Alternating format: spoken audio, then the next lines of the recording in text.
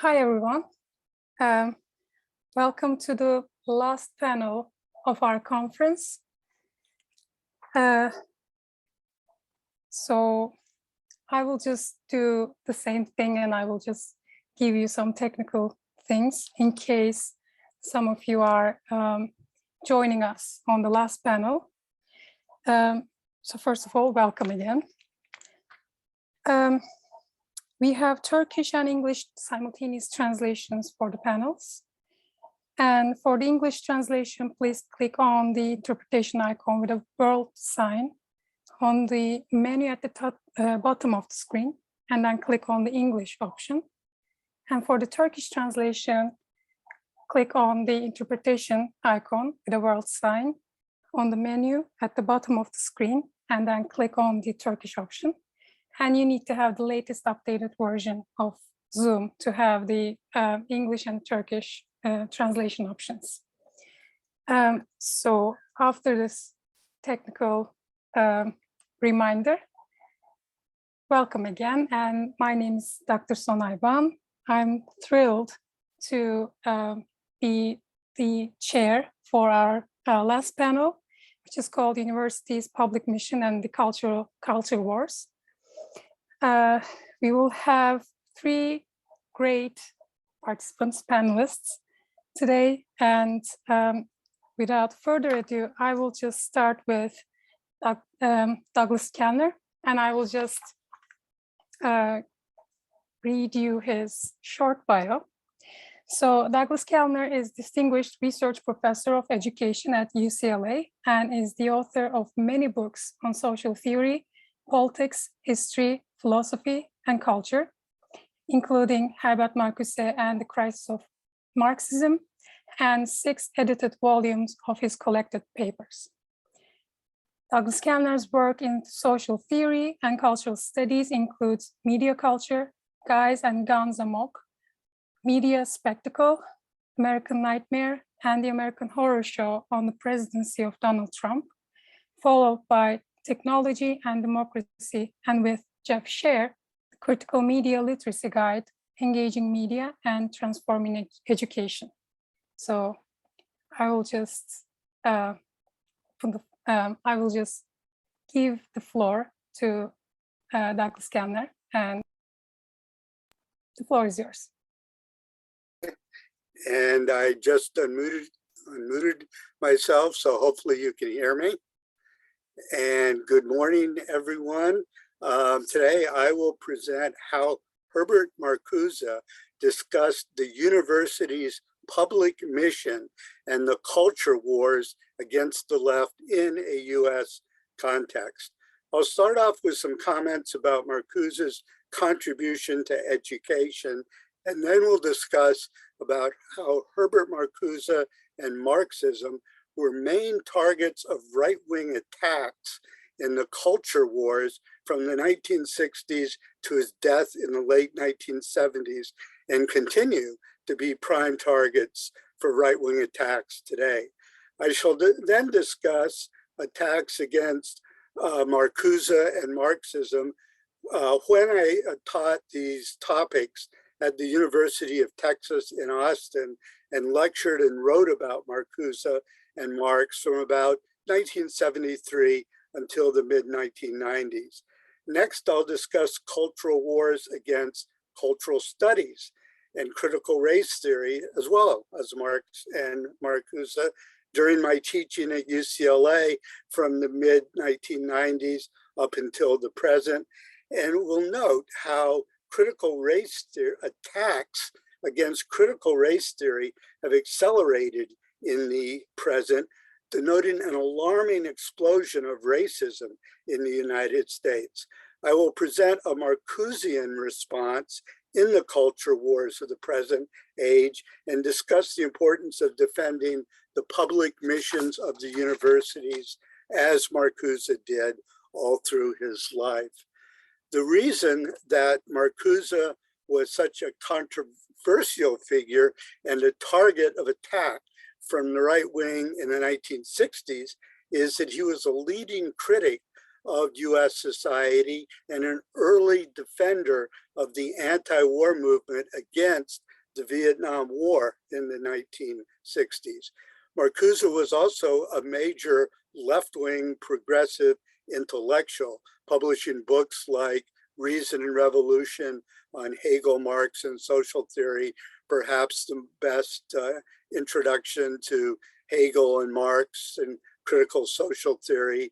In 1955, he published Eros and Civilization, a brilliant synthesis of Freud, Marxian thought, Schiller and aestheticism, and anticipated his later theories of liberation. And in fact, the practice of the 1960s counterculture that definitely proposed Eros as part of its program of emancipation. Then Marcuse became famous as a critic of US society in his book, One-Dimensional Man, published in 1964. In 1969, he published Essay on Liberation, celebrating all the liberation movements of the time, the anti-war movement, the New Left, the feminist women's liberation movement, gay liberation, the ecology movement, and so forth, and discuss them not only in the US, but on a global scale, seeing it as a time of liberation and revolution. In 1972, however, he published Counter-Revolution and Revolt that articulated a counter-revolution against 60s radicalism in the Nixon administration when Richard Nixon was elected president. But he also documented the continued revolt of new social movements and continued until his death in the 1970s to lecture on Marxism, philosophy, revolution, the New Left, liberation, and many other topics.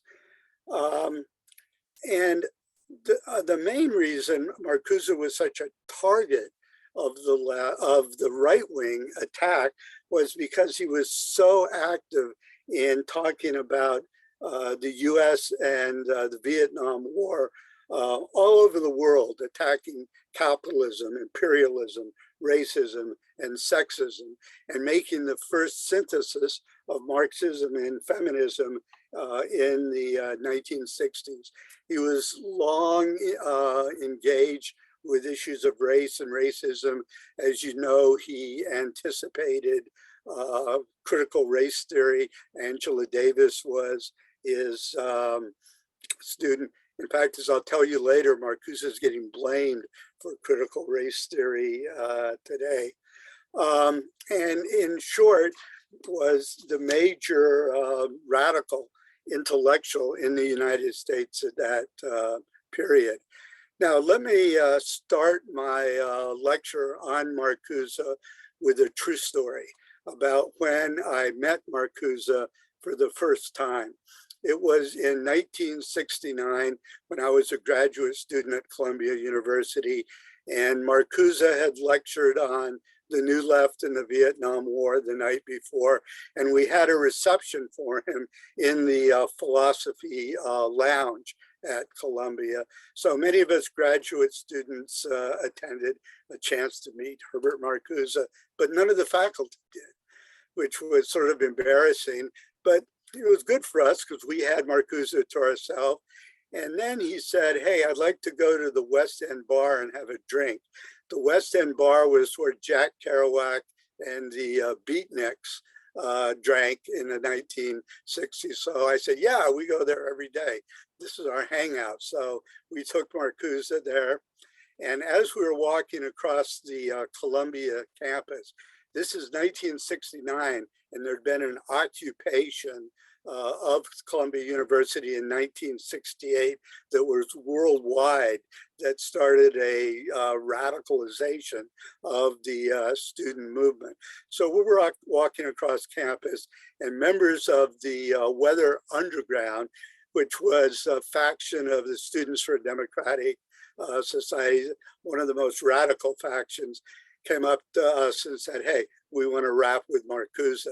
So we sat on the grass with Marcuse, and these Weather Underground dudes were saying how they wanted to bomb the office of a professor who was doing research for the CIA in the Vietnam War. And so Marcuse said, hang on, really, you don't want to bomb a professor. In fact, you don't want to destroy the university in any way. You want to protect the university. You want to use the university as a place of free speech, of organization, of mobilization, of social change, etc. So Marcuse convinced the Weather Underground not to bomb this professor.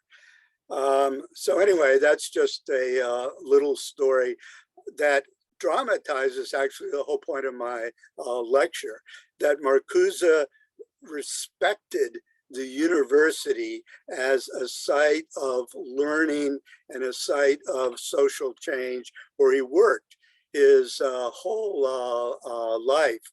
I am his literary executor and inherited his private collection. And I got all of his handwritten notes on the whole history of philosophy.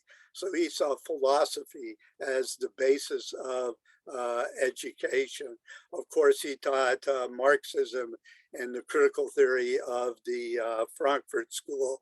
So he committed his life really to education and social change.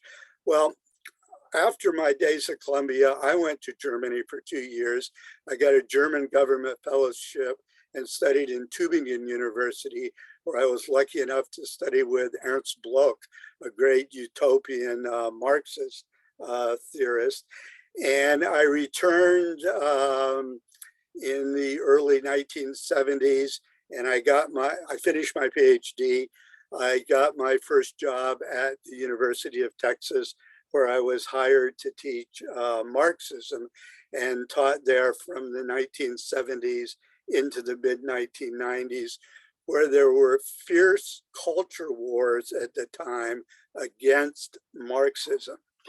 Newsweek, which was one of our major news magazine, published a article making the crazy claim that there were 10,000 Marxists teaching in American universities in the 1970s. We wish. I mean, I probably knew all 20 of people teaching Marxists because I was a member of the Radical Philosophy Association. But anyway, the right wing was convinced that there was a Marxist takeover of the university. So they started attacking Marxists. And of course, I was at Texas, of all places, teaching Marxism. And I admittedly sponsored left-wing groups, spoke at demonstrations against the Vietnam War and racism and other local issues. I had a public access show, Alternative Views, that was later bicycled all over the country. So I was a right-wing activist. However, I was defended during the 1980s because I knew the governor of Texas, Ann Richards, who was a liberal. I was in good with the administration and the city council and other people in Austin, but all that changed in 1994 when George W. Bush got elected governor of Texas, and the right wing took over the whole state, the Board of Regents, the whole University of Texas. I had a right-wing chair, I had a right-wing dean, and so I learned firsthand about repression in the university. So reading the writing on the wall and seeing that my leftist friends were getting fired one after the other, I left and got a job teaching philosophy of education at UCLA. So the culture war was mainly focused against Marxism in the 1970s and the 1980s. But I came to UCLA in the mid 1990s, just in time for another culture war to explode against cultural studies and then critical race theory. Cultural studies, if you don't know about it, was an approach to look at culture, and in particular media culture, film, television, popular music, from the perspective of ideology and the politics of representation, to look at the representations of gender, race, class, sexuality in media productions, and to critique racism, sexism, homophobia, to do ideology critique of film, television, etc. And cultural studies then became the focus of attack because it was claimed it's politicizing culture, as if there's no politics in culture. But it's also teaching students Marxism and feminism and critical race theory and all sorts of terrible things. So the culture war, sort of exploded against cultural studies, and I was right in the center of it as I had been teaching it, since 1990s, et cetera. I published my book, Media Culture, in the middle 1990s, that sort of promoted a cultural studies approach to study media culture.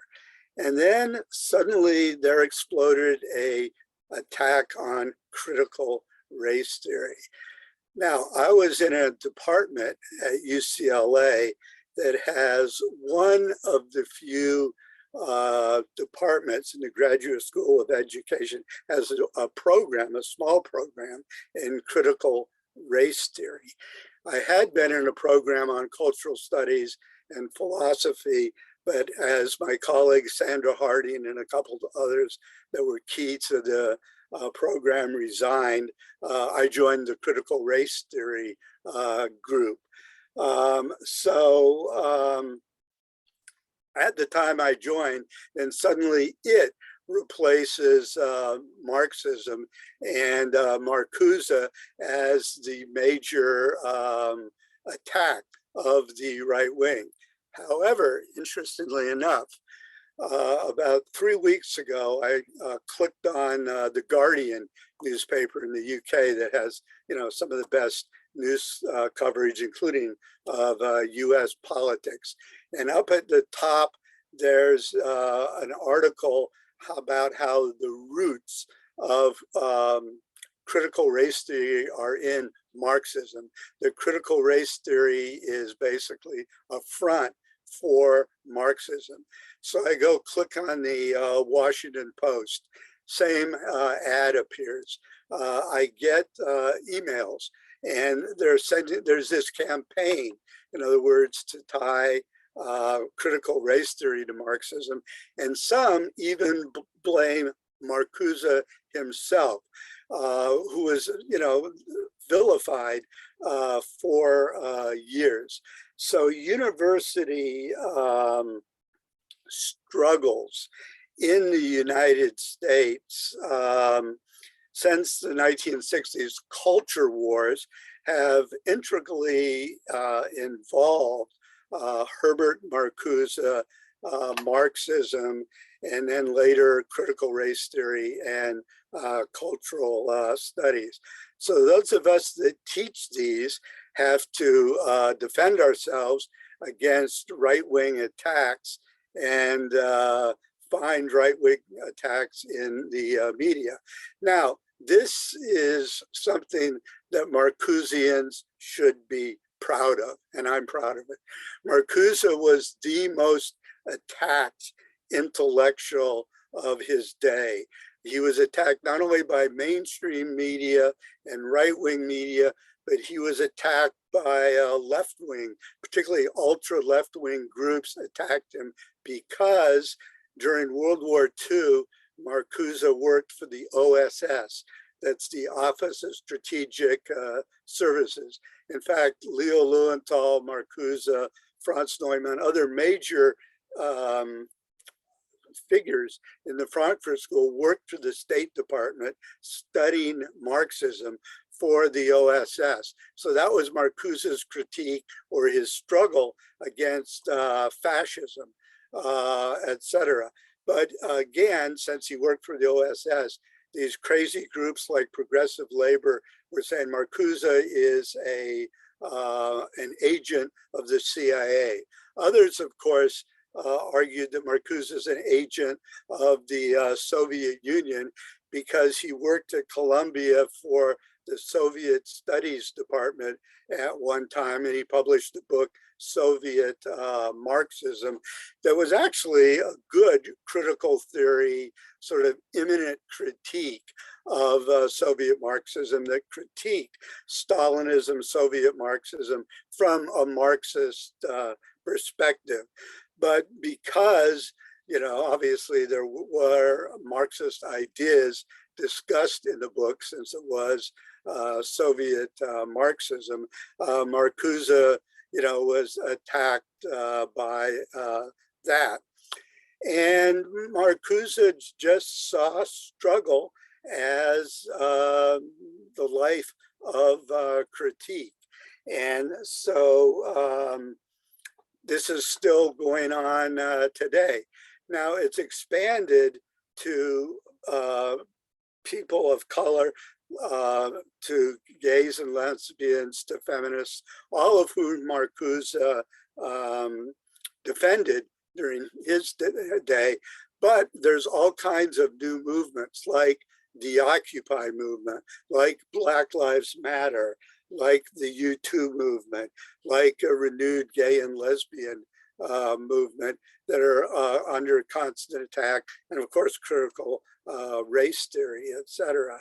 So Marcusians should be prepared to intervene in these attacks, to defend the university, to defend freedom of speech, debate, the public role of the university. In fact, we're in a global war between democracy and tyranny. You see it every day on TV in Ukraine, but it's also taking place in our universities. It's taking place in the streets. It's taking place all over the US society and most other societies in the world. I'm sure in Turkey, there's many social movements and struggles everywhere. So as Marcusians, it is our duty to participate in these struggles and to keep the spirit of Marcusian critique, revolt, and hope alive.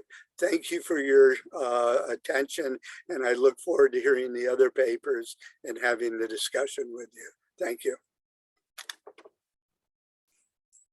Thank you so much for this wonderful presentation. And I have to say that I should have said what your title is, and I was just so excited and so happy to see you that I forgot to say the title. So apologies for that, but I was just starstruck, so sorry.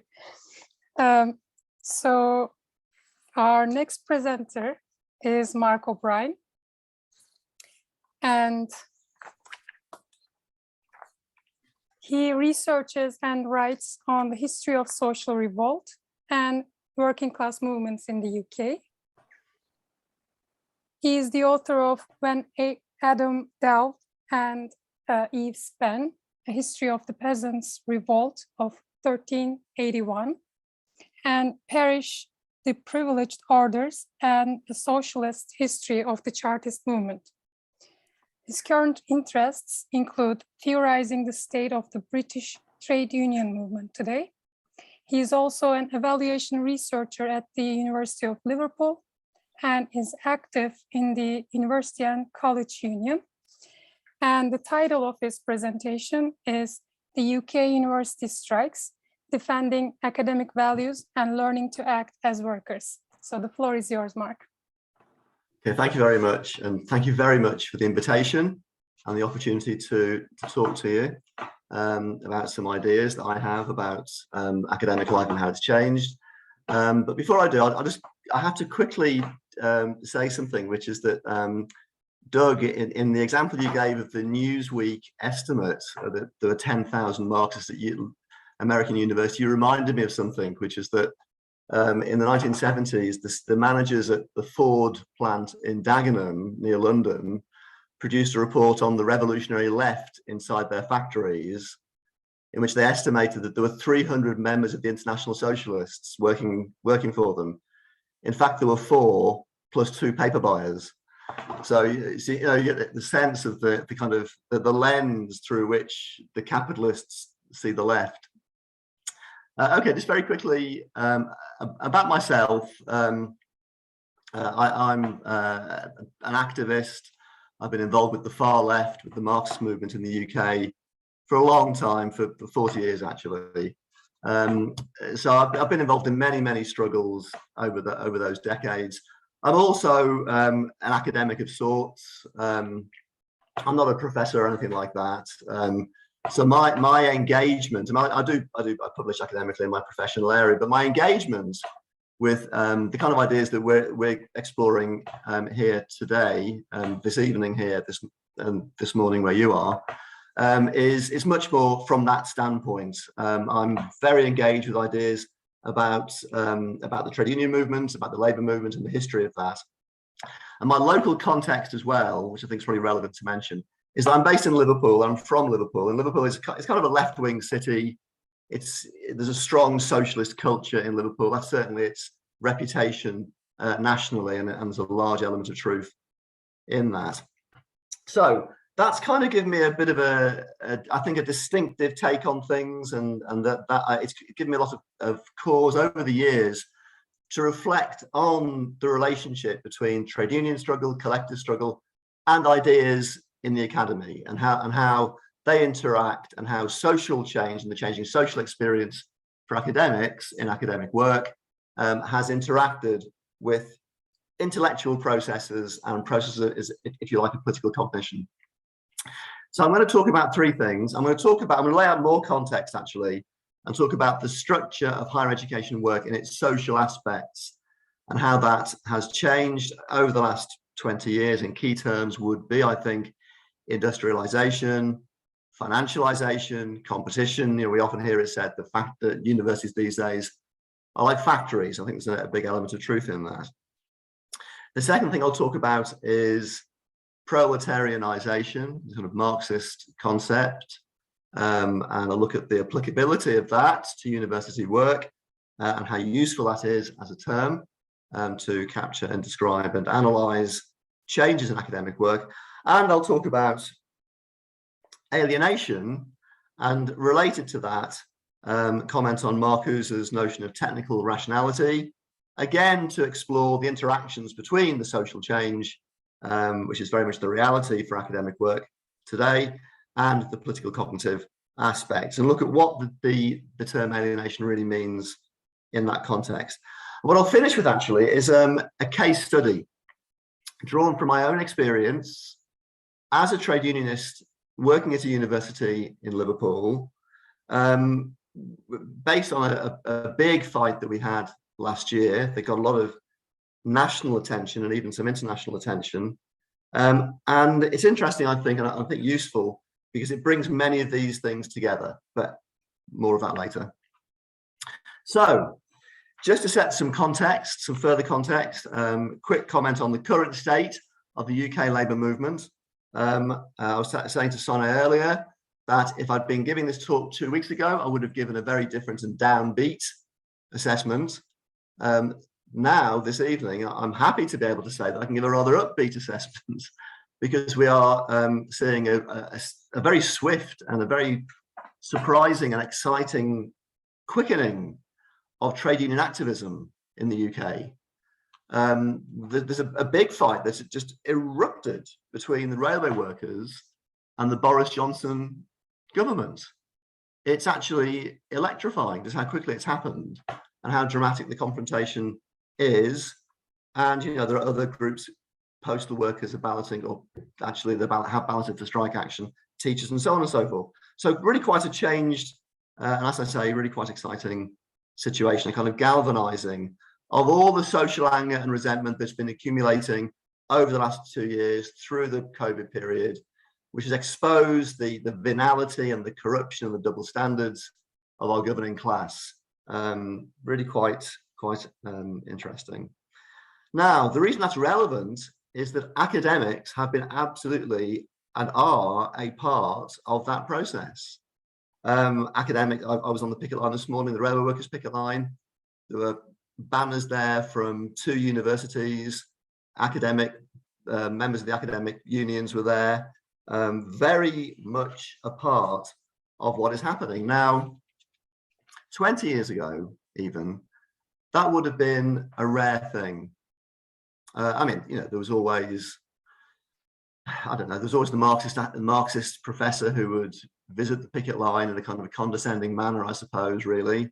But today, what we're seeing is a normalization. It's just expected. Of course, university workers are on the picket lines. Now, going back further, going back to the 60s and 70s, this would have been unimaginable.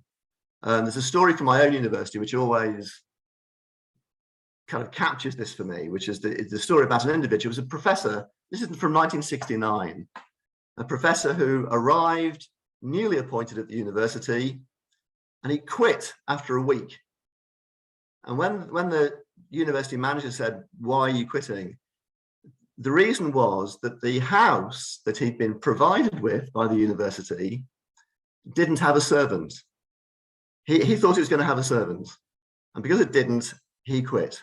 Now it's an extreme story. It's a funny story, but it kind of captures just how different things were back then. That would be even considered to be okay to say something like that. So, of course, then academics. I mean, obviously there are stereotypes kind of swirling around here, but even so, there was a sense in which academics had quite a privileged and quite a cushioned social position. Contrast that with today, where last year there was a terrible story in The Guardian, actually, about an academic who was living in a tent in London behind some trees in a park, who'd been evicted, couldn't afford her rent. And unbeknownst to the university, to her employers and to her students, she was sleeping in a tent. She'd been there for 6 months. Now, that's an extreme story, admittedly. But even so, again, these stories capture something. And the reason it had such a resonance was because a lot of people could believe it, actually. There are so many, I think in the US context, you would say non-tenured academics on fixed-term contracts. It's just normal.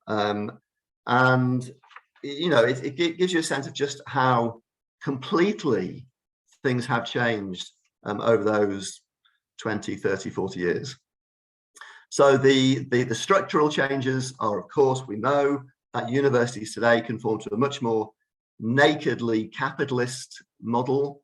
In the UK, 10 years, by 2010, we saw the trebling of student tuition fees. This was a big step towards the intensified financialization of the higher education sector. Today, the UK HE sector is worth about £100 billion a year. There is no city or large town without a significant student economy. There are no caps on student numbers that the institutions can recruit. This has resulted in an intensification of competition for student numbers, unlimited recruitment, and of course, intense competition for grants and research income, particularly in the wealthier sectors, you might say, health, engineering, material sciences, that kind of thing. All of this results in a proletarianization of academic work. So what is proletarianization? This is an idea that Marx floats first in the Communist Manifesto in 1848, discusses in Capital Volume 1. Harry Braverman, the Labour sociologist, took this idea much further in his classic Labour Monopoly Capital from 1974. And there are broadly speaking, four aspects to this. One is the relative size of classes in society and how that's changed. So we're now talking about the large-scale social structure and the growth of the working class, clearly evident globally. Secondly, the second aspect is, I think probably a more familiar usage, is the term being used to capture downward social mobility.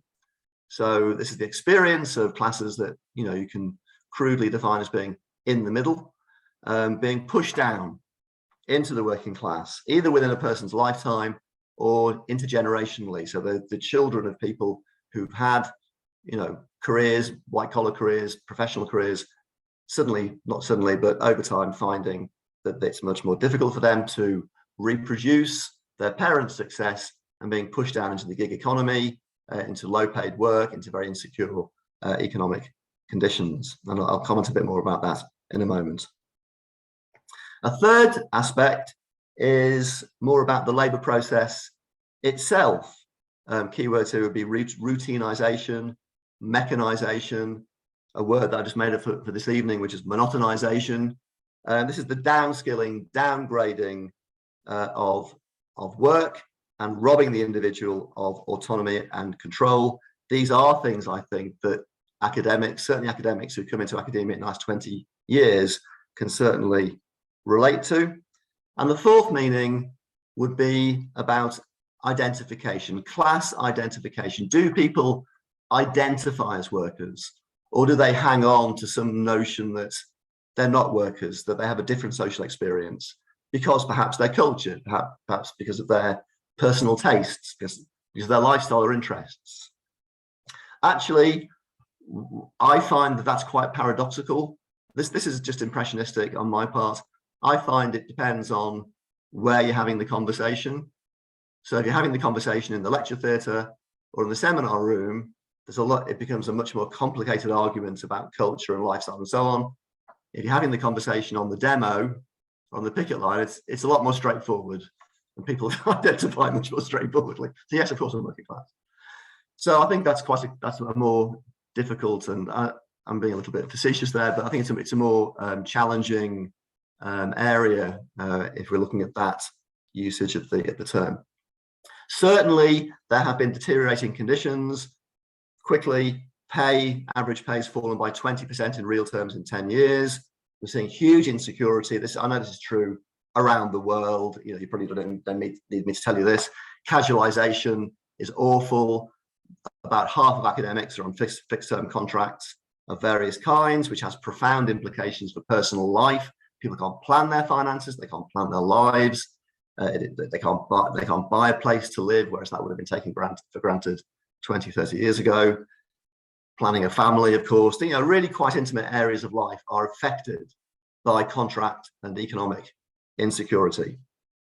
Pensions are under continuous attack.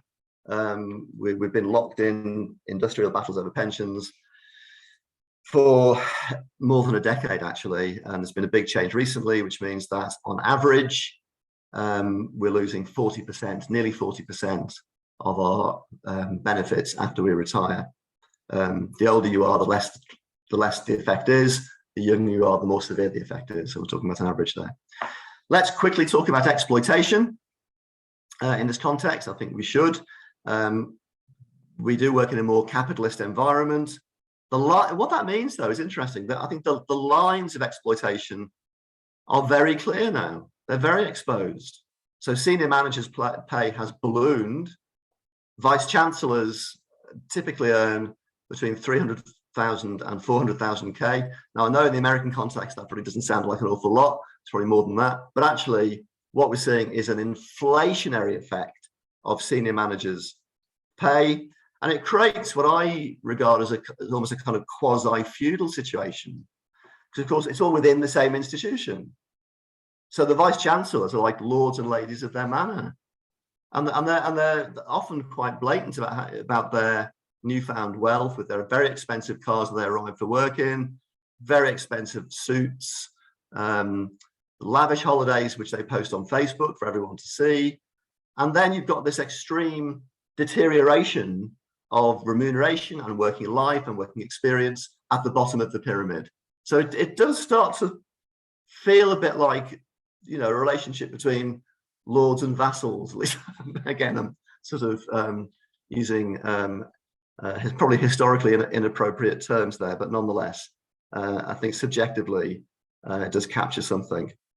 And all of that goes a long way, I think, to explain the rise of trade union consciousness amongst academic workers. So far, I've already just talked about the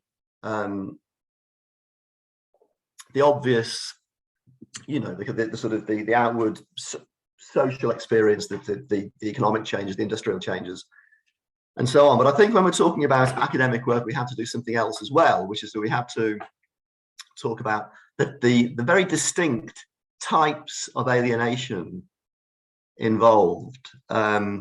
You know, academic work is mental labor par excellence. So the new militancy that we've seen emerge over the last few years does often, I think, have the character of a desire to unshackle the mind. I'll put it like that. An escape from academic ghettoization, academic silos that people are forced to work in. A desire for a breakthrough of intellectual creativity. I'll quickly reminisce, actually, for me, on the strikes of 2018, held in a bitterly cold December, but one of the most joyous experiences of my life, because on the picket lines, you really did have this experience of, you know, the chemist discussing with the English professor, the engineer talking to the philosopher, the medical academic talking to the computing academic. And there were the most amazing debates, the most amazing discussions, all wrapped up in our mufflers and our thick, heavy coats, freezing cold, but having extremely animated discussions and debates about all sorts of things that would never have normally been possible.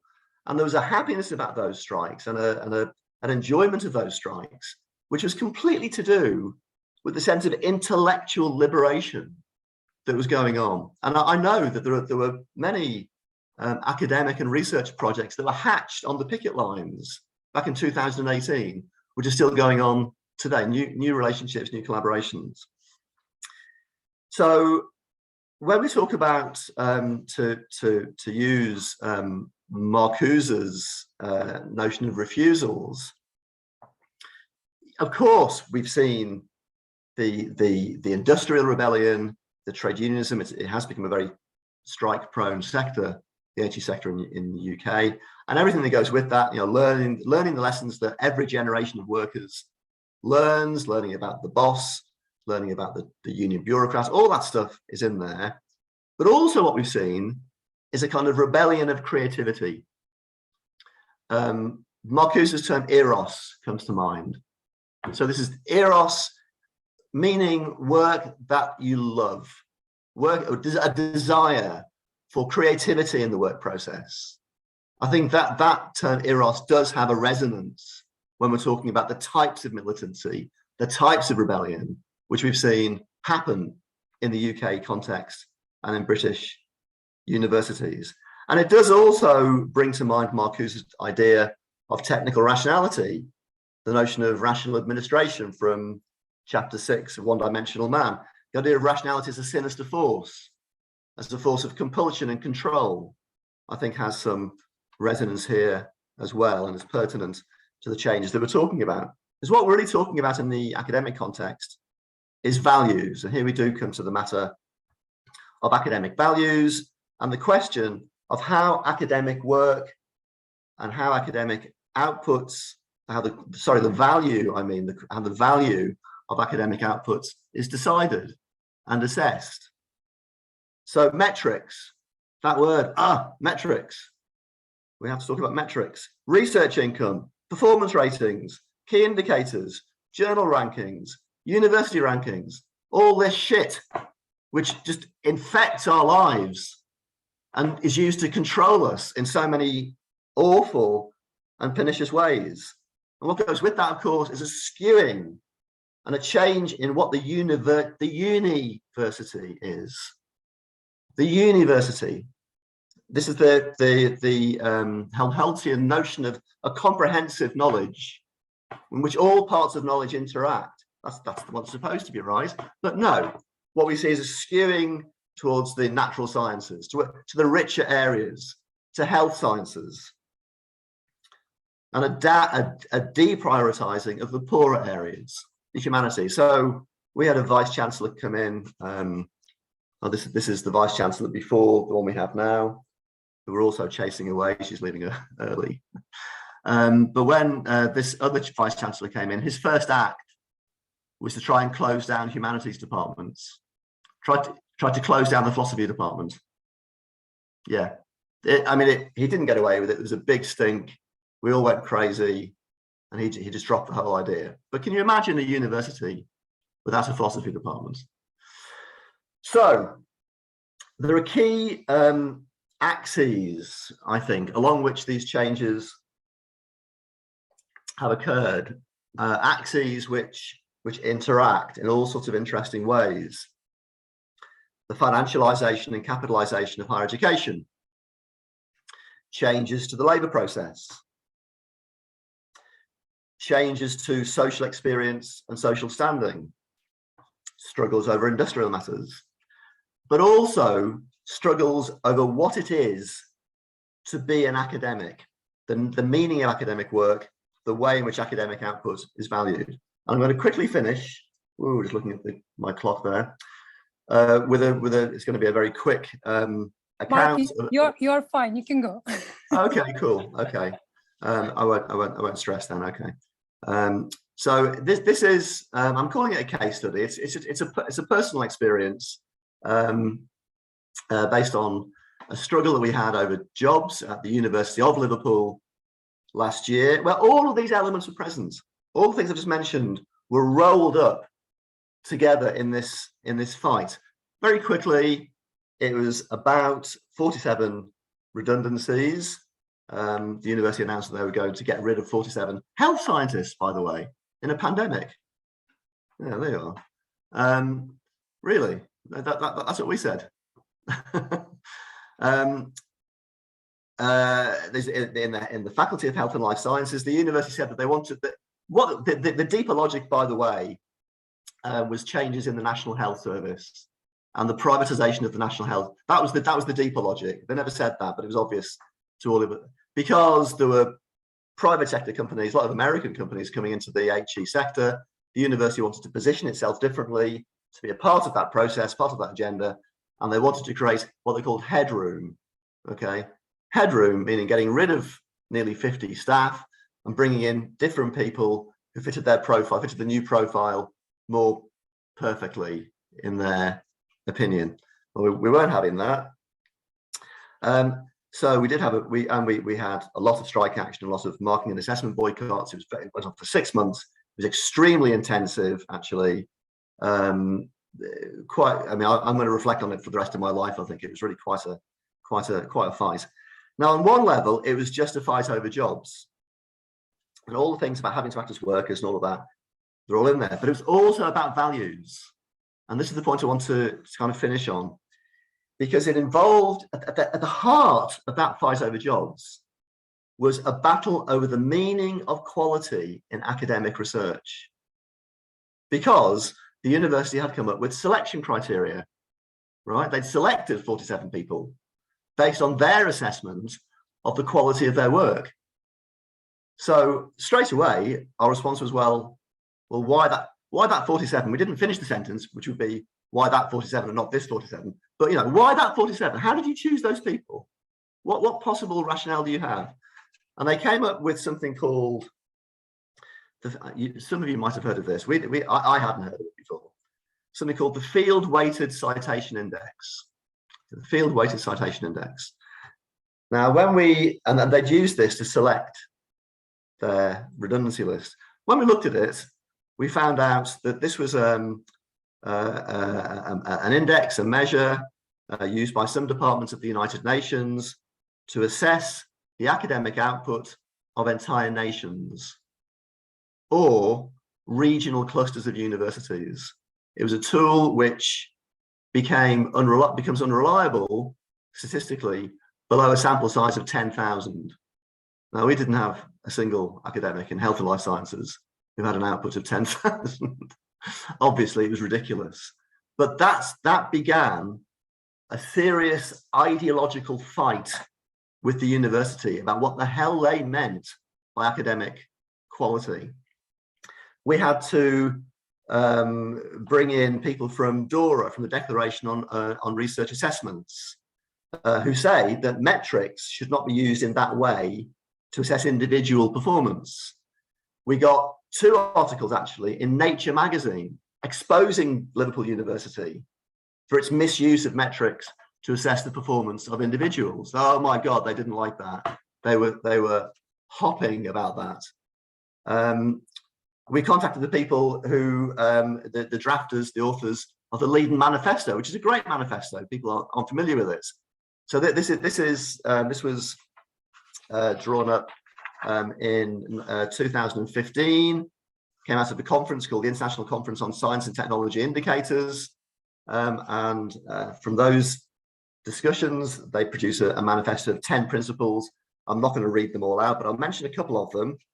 So, for example, there is protect excellence in locally relevant research. Now, of course, we know the domination of English-speaking publications and how non-English publications are not rated for their contributions. That's an important one. Avoid misplaced concreteness and false precision. This is false quantification. I think Marcuse would have enjoyed that. Allow those evaluated to verify data and analysis. Yes, please. Recognize the systemic effects of assessment indicators, the way in which the measurement changes the output. Yeah, and the kind of perverse logic that can be introduced by metrics, which actually change what you do, which change the actual research output that you're working towards. So it was a very illustrative and educative experience for all of us, because what it demonstrated, and I'll just finish on this point, what it demonstrated was, yes, we identify as workers, yes, we're a part of the working class, yes, we're on those picket lines, but actually the nature of the changes that we've seen and that we've experienced over the last 2 or 3 decades are part and parcel of a bigger battle, which is much more ideological, which is about the nature of knowledge itself, which is about the quality of and the purpose of academic work.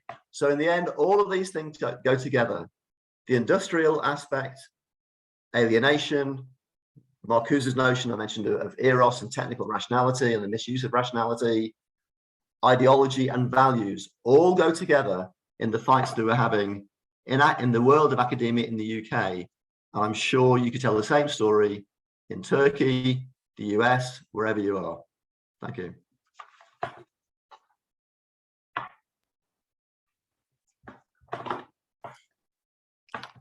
Thank you so much.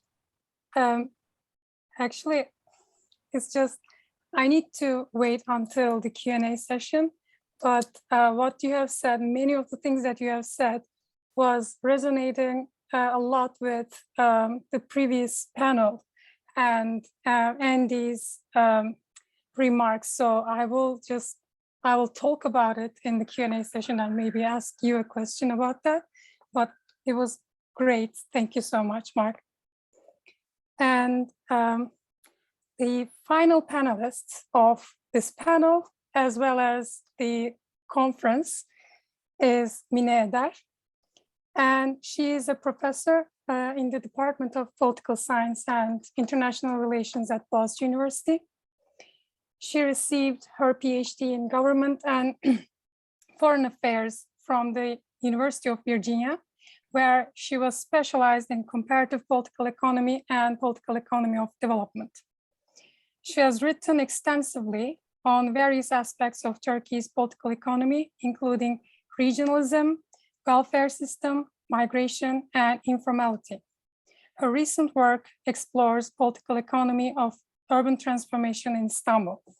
And the title of her presentation is called Crisis of Higher Education in Turkey, Resisting AKP's One-Dimensional University. So the floor is yours, Mine Hocam. Thank you. I'm trying to share the screen. Hold on one sec. Okay, there we go. Okay, so now I have to, I guess, do a slideshow too, right? Hold on. I'm so bad with these things. I'm sorry. Can you see this now? Yes, we can. You I can probably should do. you can go on the left-hand side of like left Hold on. and at the bottom of There's a the play icon actually on the very right hand side. Slideshow. Play icon. okay. Just play. Yep. Okay. Yes. Okay, great. Thank you. Well, thank you for this fascinating 2 days that I've been, my brain, gray cells has been working quite effectively, frankly. But I thought I was going to be the one that was going to depress everybody and wrap everything up with this kind of a depressive talk at the end. But my colleague Mark already did that for the UK example. So I'm going to bring you back. We opened up with Zeynep, my dear colleague from my department. Zeynep opening up wrapping up the situation in Turkish university. Well, at least the case of Boğaziçi. I'm actually going to frame this a little bit more broadly in terms of Turkey's democratic backsliding and how this all fits into the sort of a crisis of democracy in Turkey, well, specifically, obviously, but this is a global trend. And then, how that actually reflected on the ongoing deterioration of the higher education in the country, and how then, of course, Boğaziçi fits into that particular crisis of higher education. And I wanted to sort of put this as this one-dimensional university concept as a project that this 20-year-old government now, the incumbent party / government, has been projecting as a new project in Turkey. So let me see if this is working. Yes, there we go. Just a quick word, and this is again, you can ignore these notes. I'm going to be talking about democratic backsliding primarily because it talks about democracy as a continuum. Rather than a binary concept. Boom, you've got, you're not a free country. There's a democratic collapse. But these are processes that have been happening in Turkey for a very long time. And so democratic backsliding, this gradual deterioration of the qualities associated with democratic governance in a given regime, is a sort of a better term to capture this process that's been happening, frankly, in Turkey for quite a long time. What has happened, though, and this is one of the arguments I'm going to try to convince you, is that things got from bad to worse and accelerated quite effectively over the last, well, depends on where you put this process, but definitely over the last 10 years or so. And there have been processes that we can actually trace this democratic backsliding process, and that has immediate effect, obviously, on the already crisis-ridden higher education system in the country.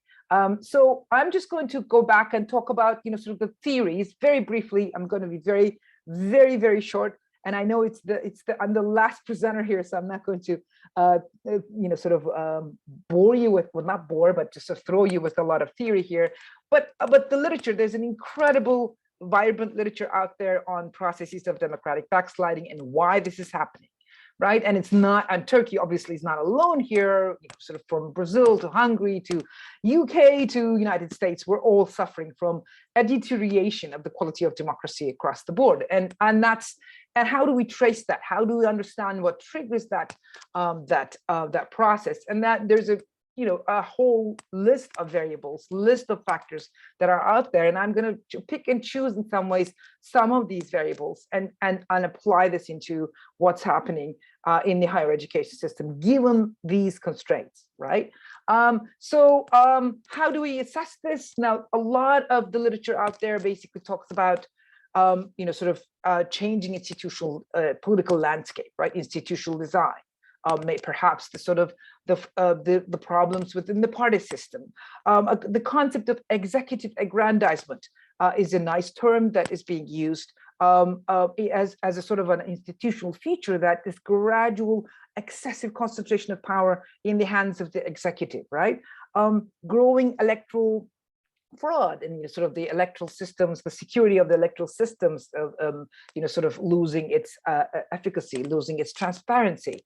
A lot of literature on how shift to presidential systems might actually be especially in a developing country context where there is less accountability, transparency, and checks and balances, that might actually be triggering this kind of sort of democratic decline.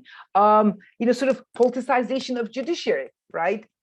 Control of the media. Again, these are all sort of signs that we see in terms of institutional patterns that we see that, yes, this country is now gradually, perhaps with different speeds, moving towards a more autocratic regime, and democratic backsliding is occurring. It's sort of erosion of social capital for collective action. Again, a civic culture argument. So the civil society goes silent, the NGOs go silent, the activists go silent over time, and they are no longer exercise their capacity for collective action. So perhaps we should be focusing on that to trace the processes of democratic decline, or what triggers these dynamics. And is it about too much polarization? Again, we know that the democratic decline occurs in societies where there is too much cleavage, too many differences, ethnic, religious, sorry, where did I go? Oops, sorry. So yeah, sorry. Okay, yes, sorry.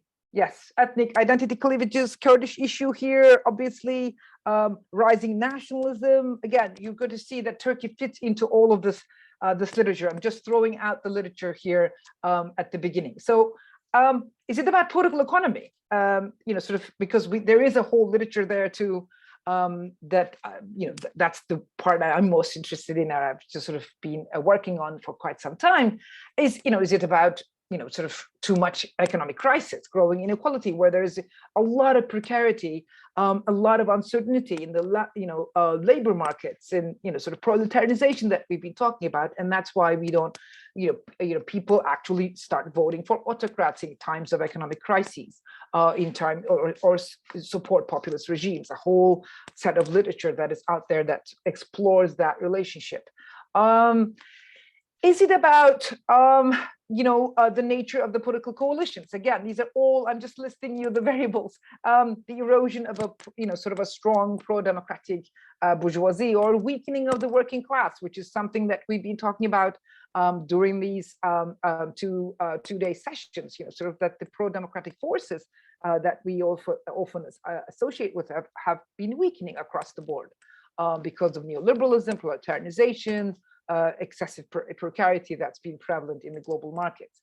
Or is it about the international context? Again, another interesting argument that sort of the liberal democracy model has been definitely losing legitimacy. This kind of sort of pro-democratic pressures in the global economy presumably have lost complete legitimacy, which is why there is now a China model of state capitalism, an undemocratic state capitalism that is now rising as a new economic model. Or is it about post-truth? Sort of the idea that now the governments can actually frame reality with much more ease than it was possible before, largely thanks to the media control. What I'm going to do, again, these are all different, as I said, incredible long list of variables that is out there. What I'm going to do is to basically, tell you, and this is already something that you've seen from Zeynep at the very beginning, that Turkey now is registered as a non-free country, a not free country, largely thanks to reports on election fraud. We even failed to meet the basic requirements of an electoral democracy, and we scored 32 out of 100 in the Freedom House Index. And in some ways, what's that's the sort of the reality out there. And then there's a whole process here of combining neoliberalism, something that we've been talking about for some time in these different sessions, with increased political control and social control, especially on dissenting dissenting groups. And because the media is very controlled, because there is no immediate political cost to suppressing the dissenters, and because there's really loss of individual rights, basically, and political liberties, you've got sort of a narrower room for political activism and for political dissent. So among all of these variables, I'm going to choose 3 and focus on 3 triangular variables here of what happened in the Turkish context. And so the argument here is that Turkey is a case of perfect storm, a perfect storm of democratic backsliding, where there is sort of incredible rising costs of the incumbents' lose of power. They either rather die rather than losing power, right? And there's a declining cost of suppressing dissent. Sort of nothing happens if you actually jail people. So there is sort of a darkening, again, as I said, a sort of perhaps moving from democratic backsliding towards a total collapse of democratic process, and even moving towards a more totalitarian context. Now, so that's one argument that I'm going to try to convince you. The second argument is that using those the triggering mechanisms, what are the implications of this for higher education in Turkey, and why do we end up with a kind of sort of moving from bad to worse, as I said. And in the midst of all this dark scenario, where does Boğaziçi resistance fit in? And can we really slow down or stop these processes of democratic decline? So continuous deterioration of political institutions. This is clearly a case in Turkey. We see significant examples of executive aggrandizement since the incumbent government is now in power for 20 years. You have a fusion of the party with the government, a fusion of the legislative power with the executive power, and this is quite important because the party enjoyed an enormous majority in the parliament on a systematic basis and could pass every single law that they saw fit. This kind of gradual legalization of illegality, which is something I kind of like to point out, was persistent for all the majoritarian governments in the Turkish context, but it became very visible during the AKP period, since it was now a single dominant party for the last 20 years. Now, I want to also underline that AKP won elections, systematically won elections. So this is it's a party that has won elections on a systematic basis. The only exception was 2015, where they lost the majority in the parliament, and they dramatically changed their ideological discourse from, especially on the Kurdish issue, switched from a pro-Kurdish, pro-reconciliation party, shifted alliance to a right-wing nationalist action party, and sort of basically used the nationalist card, called for a repetition of the elections in November 2015, to only win the elections one more time, win the majority one more time. So the point I want to focus on here is that there's a significant erosion of checks and balances and executive aggrandizement of the government on a systematic basis. And obviously the last straw was the coup attempt in 2016, which is was a result of this intra-Islamist movement competition for capturing the state, if you will, and the coup attempt failed, and this became a sort of a major opportunity for AKP to consolidate its own power one more time, and basically use this sort of coup attempt as a legitimization for shifting towards the presidential system, and that in some ways meant that the personalized politics of the president has now become a sort of a new, some people call this sultanism. There are different vocabulary that's out there in political science, but this kind of personalized politics around the president's office has become very visible, and there's absolutely really no constraints or checks and balances to the power of the office of presidency as we speak. So this executive aggrandizement issue is literally one of the mechanisms where you've seen the growing democratic decline, democratic backsliding, and an ongoing process of autocratization. Politicization of the judiciary, I put this as a sort of a major breaking point in terms of democratic backsliding back in 2010, where again, the political scientists disagree on when all of this starts, because there are all these different signs of decline that's happening. By the way, don't get me wrong, I'm not saying anything about the difficult democracy or the flawed democracy that Turkey had prior to 2000s, prior to AKP, of course. We had a very huge, sort of interruptions to the democratic process. We had lots of military coups. But what I'm trying to underscore here is that we've moved from from bad to worse, a deepening of a democracy crisis, if you will, and a much more visible democratic decline. Politicization of judiciary is important because that kind of institutional shift basically means that you can incriminate anybody at will, install fear, and use that as a silencing tool. This is something that has happened during the, with the Güleniz, back in 2010. It was the Güleniz that actually politically packed the higher courts. After the rift and the coup attempt, that political packing was now replaced by pro-AKP loyalists. Now, so that's one argument. Again, you were just going through different triggering points of democratic decline. The political economy argument obviously is incredibly valid as well. Sort of an intense rising in inequality in the country, where the top 20% earn almost 8 times as much as the bottom. So the working poor, the number of working poor is incredible. They have jobs, but they're still poor. Right now, half of the working population is working with a minimum wage. So there is a whole proletarianization across the board. All obviously worsened with Corona, but also the specific economic crisis that Turkey is finding itself right now. 71% of the population is in high debt.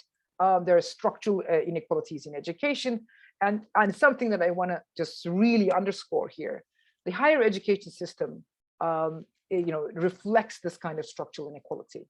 Even though there are public universities, and Boğaziçi is one of them, I'll come back to this. Sort of going into a university is still a huge privilege in this country, because 2 million people enter into a national entrance exam. Sort of very few can come in. And that's always been a problem. That's always been, getting access to decent, good quality public universities has always been a problem here.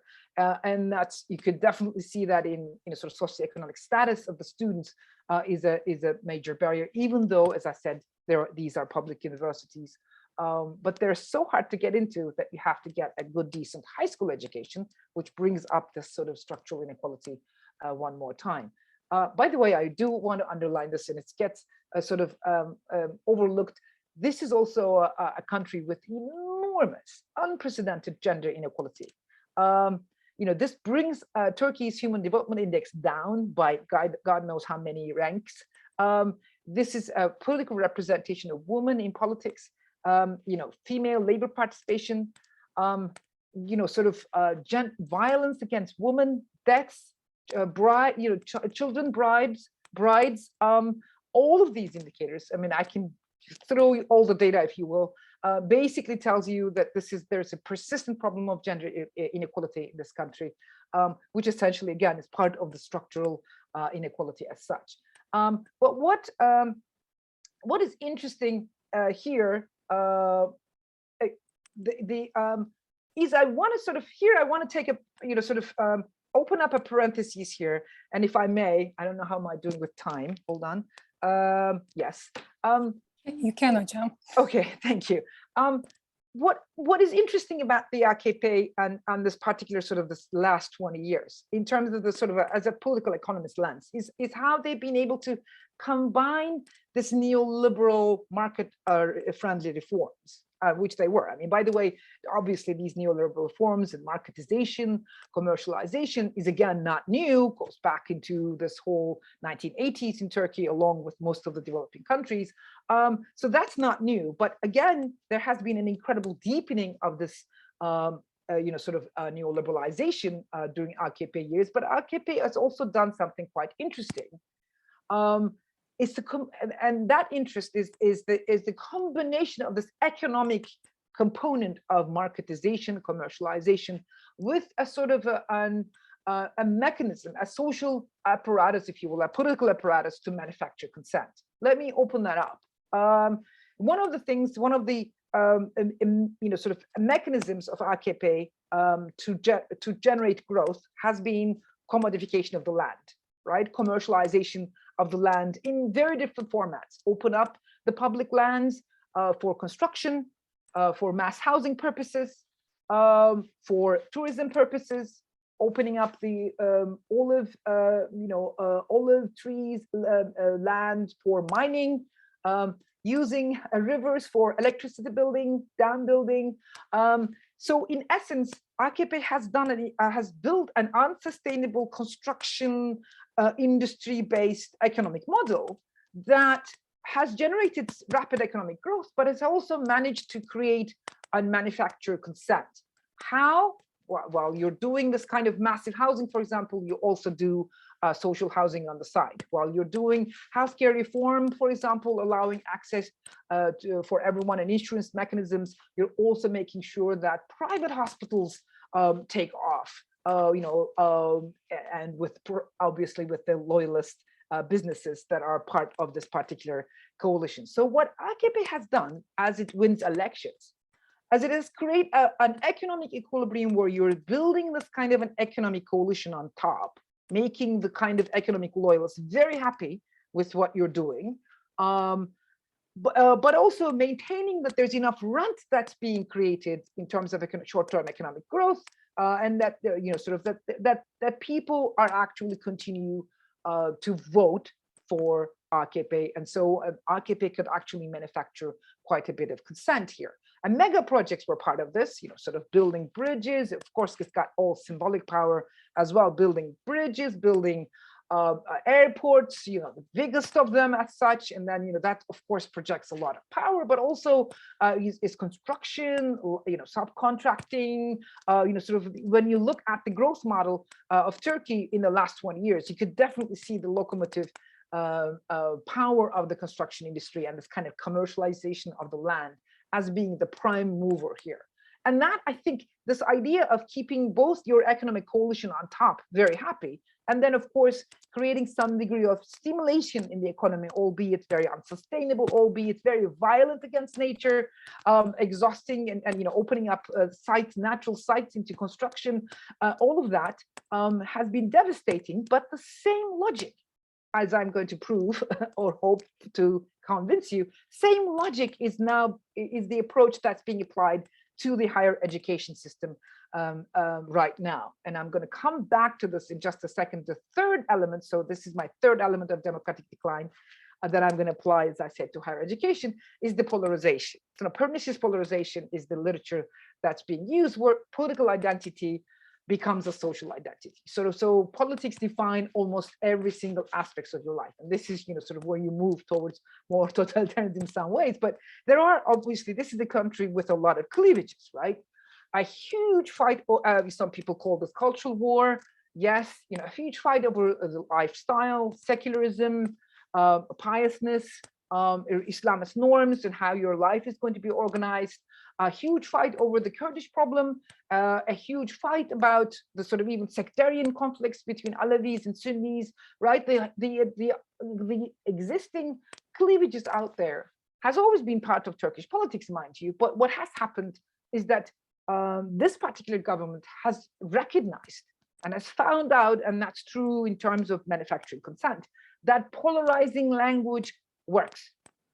Polarizing through ideological differences, through Islamist norms, through Kurdish issue. This kind of polarization, actually an ideologization in some ways, actually works politically, and that's why manufacturing this kind of polarizing discourse, fueling this kind of culture war, actually ends up in fueling democratic backsliding as well. And that is, of course, then creates a very interesting perilous combination where this polarizing language is combined with post-truth, now backed with institutions that are politically packed, and that allows systemic criminalization of whoever is telling the truth. And you control the media, and then you find yourself in this realm of lying. And everybody's lying, everybody knows that everybody's lying, but nobody's coming out and telling the truth. So there is a whole process of criminalization and silencing of dissent and serious divergence from facts and reasonable or sensibilities or being sensible in some ways. And that I like that term of sensibility that has been sort of circulating in this discussion in the last 2 days. Now, what does this all mean for Turkey's higher education? Let me just quickly run through this. Same political economy arguments that accounts for this kind of democratic decline is happening in the higher education system on a systematic basis. Same institutional decay and destruction and polarization, huge polarization. So all of the above is happening right now in Turkey's higher education system. Universities in Turkey over the last 1 year has been urban renewal projects. And I want to underscore this. Now, what does that mean? It's one of the things that AKP adopted as a discourse is, well, we're going to build universities at each and every city. Wonderful idea. You can actually say, well, that's fine. You don't have to travel long distances to go to a university. Incredibly populist move. A smart move when you think about it, because it is an urban renewal. You build a building, a university for the city. You bring in students. The shopkeepers are happy. The real estate is revitalized because of student housing. So there is a sort of an explosion during AKP of the number of universities from 56 universities in 1994. Then when AKP comes to power, the total number of universities is 76. Now that hits 203, sorry. So by the way, there's also a big explosion in the private universities, which is also the element of neoliberalization that we've been talking about, which is a sort of embedded inequality that already exists, structural inequalities that already exist in higher education is worsened by the sort of rise in private universities in general. So 8 million people are now in universities. Big success story when you think about it. But what happened as a result, though, is that you got a huge deterioration of the value of university diploma, right? Because what happened because of this kind of huge academic inflation, if you will, is that you got now you got university graduates, and I call this as universities as unemployment insurance for the youth. Literally, what has happened in the Turkish context over the last 20 years is that universities were seen as economic solution to postponing the unemployment problem. This is a very young population with a lot of people, with 1 million people that are entering into the labor force, frankly. And so it's a part of an economic development project. It has nothing to do with higher education, right? So the political, think about this as a sort of an already higher education already being a privileged good. It's not easy to get into the university, but even if you do, you're not getting any education in the proper sense of the term. You're not even getting training, right? We talked about the neoliberalization, the careerism, the kind of, so you're not even good enough to be proletarianized, primarily because even after you graduate, there is going to be an enormous problem in terms of your employment. This is youth unemployment numbers in Turkey, May 2020, 30%. And this is university graduate unemployment. 1 out of 6 university graduates are unemployed. So what does that mean? You're not even good enough after 4 years of university education to be proletarianized. I mean, the fact that you're not even going to be able to find a job, which in itself is a dramatic collapse in the education system as such. And so this is 28.8% is neither in employment among youth, neither in education or in training in Turkey. So that's a huge number. the so-called need category. So what do you do if you're not interested in higher education as a sort of apart from sort of manufacturing certain credentials, or manufacturing certain standards or training, again, sort of an entrepreneurship idea in education system. If you're looking at universities as instruments of economic growth and urban renewal, well, of course, university is not about buildings, right? What has happened, unfortunately, in Turkey over the last years of this explosion of universities is that you've got buildings without academics. How are you going to staff them? Again, this is the unique Turkey dark side story here, which may not be similar to the UK experience, but it's sort of the idea of we have to manufacture credentials so people become professors more quickly. So we have to make sure that the academic standards are lowered so that you actually sort of rush through those categories, finish your PhDs. There was a wonderful presentation about acceleration. Talk about political acceleration of this credential building, and lowering these academic standards. And of course, there is the notion of political packing of the universities as we speak, so that sort of political loyalty now becomes much more important than the merits and meritocracy. And so in essence, what you're really seeing is not only a sort of a general discrediting of the academia as such, a complete instrumentalization of the higher education system for political purposes, meaning highly popular, everybody now has a higher access to universities. We don't know what you're going to do with that university degree. There are no jobs out there, but at least you're appeased. You're appeased in terms of the political logic that you're at least not unemployed for the coming 4 years. Okay, so the idea here is really one of an institutional decay.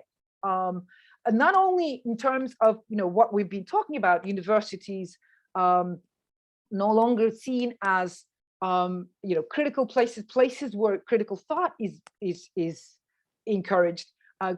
Places of pluralism where different identities and different sort of search for the self actually occurs. Now the universities are simple building blocks, if you will, and building blocks in terms of sort of instrumentalized economic tools for development in general. Now, obviously, in this kind of an environment, nobody's talking about academic autonomy and academic freedoms. And I love Nilgün Toker's presentation here.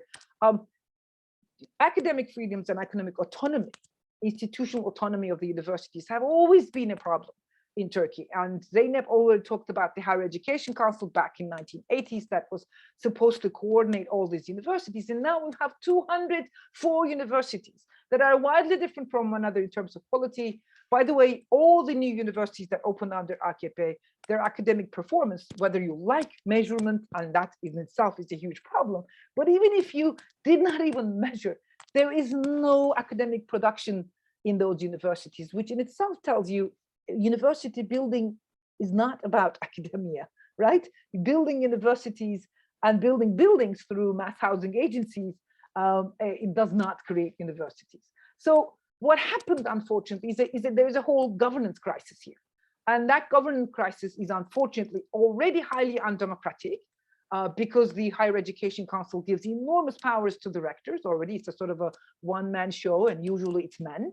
And it's a very top-down management style where there is, where a lot of these appointments and major decisions are very centralized. And of course, this is, as everything else, universities have also become instruments of projection of political power.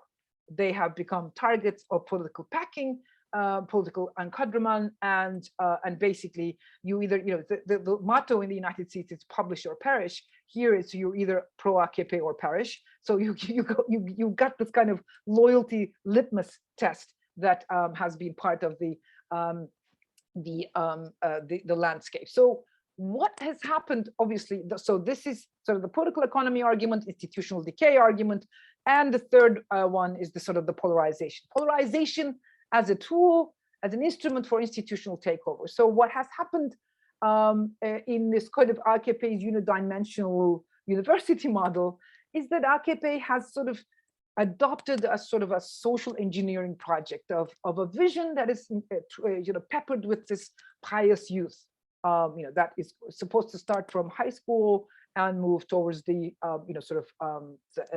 move in the higher education as well, where dissent of any kind, pluralism, is seen as a political threat. Social science research that might incriminate the government or might criticize the government is seen as a threat and is ready for criminalization.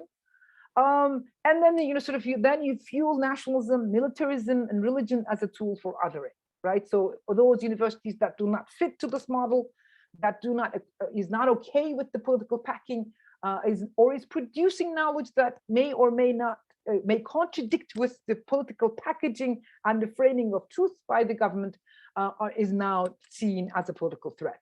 Okay. And in some ways that, and this is the sort of, we've already seen the academic freedom map here, but the biggest decline in academic freedoms occurred in Turkey in the last 10 years, along with Brazil, Hong Kong.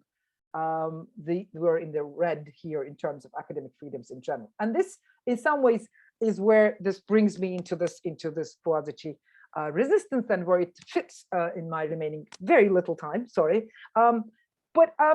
but we are, I mean, in some ways, Boğaziçi, as Zeynep has mentioned, Boğaziçi is not unique here. This, universities have been part of this whole political targeting for a long time, and we are part of this whole autocratization process and democratic backsliding that I've been mentioning. So this is a classic case of political capturing. Too much dissent, too much pluralistic voices. We're going to silence them. This is a university that's been, by the way, I should tell you that the Boğaziçi University apparently, and a colleague of mine is doing research on this, apparently has been on the target list of political Islamists for quite some time for being too pluralistic, too elitist, too foreign linked, too not nationalist enough, too Americanized. So there were a lot of packaging that was going on in case of Boğaziçi, even though this is a public university for the last 50 years and have done an incredible job with very little resources, public resources, that but it's clearly, apparently the university is clearly not compatible with this kind of social engineering vision of this pious youth, a unidimensional youth that is supposed to be loyal to the political power as such. And in some ways, the fact that this is a public university has in some ways have secluded the university from this kind of more private university neoliberal pressures. So that's very interesting, and as such, but it also has opened up itself to the critique of having to engage with the government much more than a private university, meaning now we're paying for you. So since we are paying for your costs, you are going to be a loyalist. You will have to be a loyalist, and that's been the argument that's been sort of projected to Boğaziçi. So what is interesting in the Boğaziçi case, and why Boğaziçi was able to voice a dissent in the midst of all of this autocratization and democratic backsliding story that I'm giving you here, is the mechanisms of solidarity that we've managed to build. And I'm not going to be modest about this, is this sort of this notion about the picket lines of the engineers and social scientists talking to one another is happening in our vigils as well, and sort of rubbing shoulders and talking about how do we actually manage this, has been going on an ongoing basis for the last 18 months. And we've sort of kind of rediscovering what a university is as we speak. And that in some ways is precisely why this kind of polarization tactic, the idea of fueling this kind of polarity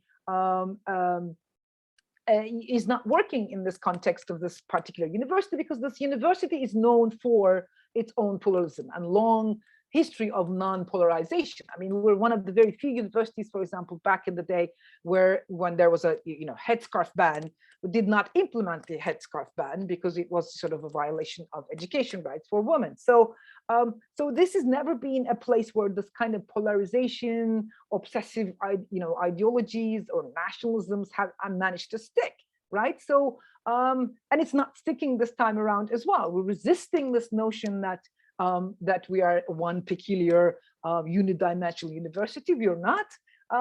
We are actually harboring a lot of ideas that might sometimes conflict, and we deliberate like mad all the time in order to sort of create some degree of consensus. But it has sort of, this university has had the tradition of keeping its distance from the powers that be to a large extent, and maintain its kind of institutional autonomy for a very long time. Now, because we are a high quality public institution, and we thought this would be enough to protect, at least insulate the university as such. And unfortunately, due to all the processes of democratic decline that I've been telling you about, we're not being spared from the targeting of the government as such. Nevertheless, we have different stakeholders, students, alumni supporting the resistance, as we've talked about earlier, and we have a huge legacy of internal democratic governance mechanisms, which is also creating solidarity, because none of our colleagues want to be governed in this kind of a top-down style, and we're not used to that kind of top-down personalized management and university governance. Now, is this a political moment? And something this was talked about in these 2 days, and I want to sort of literally talk about the sort of is this a political moment for rethinking about universities? Yes, I really think that is sort of, for the last 18 months, we've been thinking about how do you actually govern a university? What kind of a law do we need? You know, clearly the Higher Education Council method is not working. Clearly this top-down management style is not working. Clearly the existing higher education law is not functioning. So we are literally talking every day about the future of the university, and which is why this has been a fantastic platform. But we're also talking about our relationship with the public. Sort of, we're also trying to share what is happening to this, the processes of this institutional political capturing and taking institutional takeover. We try to narrate this and share it with the public so that, other universities that have been going through this for a very long time and have been political targets, as you've well listened from other presenters, can actually sort of resonate and yes, this has happened in our university as well. This is now happening here, but they're raising their voices as such. And ultimately, I really want to underscore, and I work on this myself, I think resistance, or at least sort of resisting, is about capturing space, capturing social space. And this is something that that has also been mentioned as a part of this academic autonomy. The campuses are places where you can actually, where you should be protecting as places of pluralism, as places of critical thinking, as places of critical social space, if you will, and to create alternative thinking, or speak power, or speak truth to power, if you will, because those are places that we can protect or should protect to engage with the kind of sort of the autocratization process as such. And I think only then we can sort of, and I think this offers, at least for until now, sort of, obviously this is an ongoing dynamic process, but this is a political moment to think about these in terms of the role of the university in Turkey, and perhaps finding new mechanisms of building solidarities beyond universities. So it's no longer a political moment, but it turns into a political movement and turns into something larger in terms of both, as I said, speaking truth to power, but also stopping the sort of this incessant democratic backsliding and ultimate democratic collapse in the country. So thank you for listening. I'm sorry it's been too long. Thank you, Mina Hocam. So I'm just so amazed with all the presentations, and I'm so amazed that it's 9:45 in Istanbul right now, and we have a lot of participants still here. So it's amazing. So I just want to say one thing, just a remark, and then I will go to the questions. the thing is that, and I'm actually right now I can say I'm so proud to say this, but it's just like what Mark said and what Mark mentioned about what is going on in the UK and how the academics are like learning to act as workers. It resonates so much with what we have talked about in panel 3 today, and how Andy Lamas was not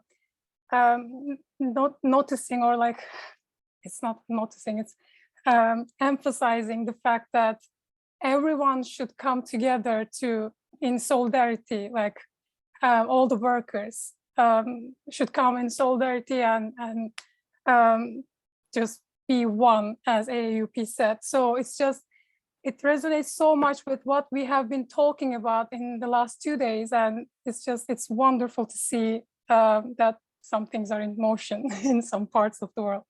So we have, let me just go through the questions. So we have one question to Douglas Kellner by Özgür Kazaklı.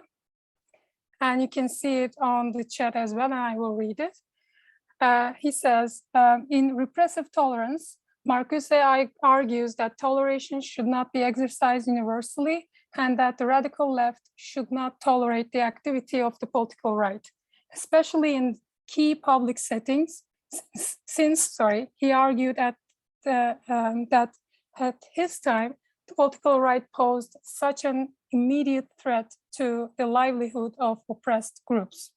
As a student at Boğaziçi University, which is threatened daily by the state and the right wing, I'm wondering if a similar situation where tolerance should be exercised partially exists in Boğaziçi. If you are familiar with the situation, if so, what would that entail regarding the role of the university as a castle of free speech? Is the survival of oppressed minorities more important than the preservation of abused rights and liberties, which grant constitutional powers to those who have oppressed these minorities, as Marcuse argued? So we have 3 packed questions. And yes, Douglas? Your mic is off. Have unmuted. I was about to say that Charles Reitz should answer this, since he's the world's #1 authority on repressive tolerance. Now, I hesitate to answer it because I don't know the situation of the groups, specifically. So I can't really give, a concrete answer to it. I do agree with Marcuse and with Charles, who indicates that there's some situations that are just intolerant. And that's where the great refusal comes in. And, it takes place in many different contexts and countries. And again, I can't really comment on the concrete situation in Turkey because I don't know the groups, involved, etc. But this is one of Marcuse's most controversial, but also, as Charles constantly argues, important texts. So I'll just leave it at that.